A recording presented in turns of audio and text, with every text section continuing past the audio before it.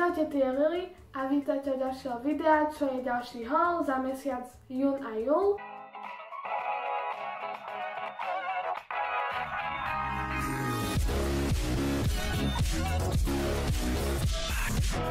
A ako prvé si ukážeme kozmetiku. Ako prvé tu mám lak od značky Classic Charming Nail Lacquer. Ja ho mám z takého malého obchodu, čo je v Kauflande u nás.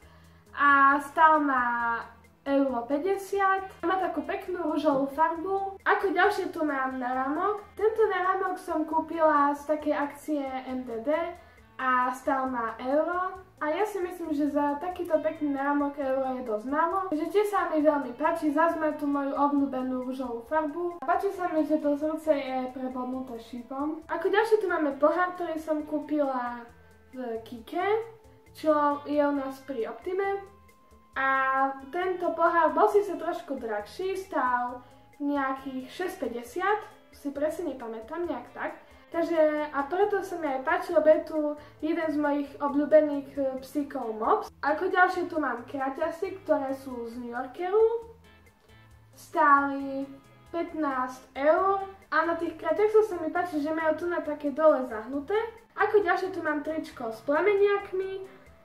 A mám ho z taka, stálo €5. Páči sa mi na tom tričku, že má akurát aj taký letný štýl, že plameniaky sú tak pekne v takom tvare srdca, sú tam také pekné farby. Ako ďalšie tu mám overall, ktorý je z Pepka, stál €5, čo som bola dosť prekvapená, že taký pekný overall len toľko stojí. A či sa mi na tom páči, že sú tu také kvietky, tiež majú tie zahnuté konce, obľúbené. A ako ďalšie je tu tričko z New Yorkeru a tiež sa mi páči, lebo má tiež takéto kvietky a stálo €9.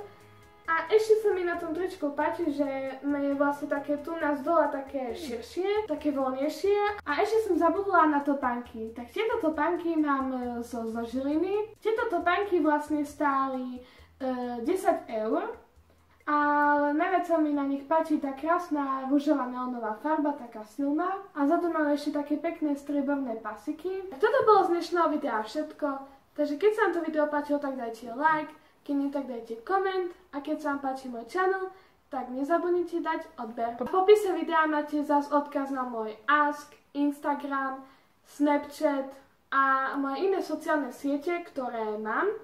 Takže vidíme sa v ďalšieho videa a BOOM!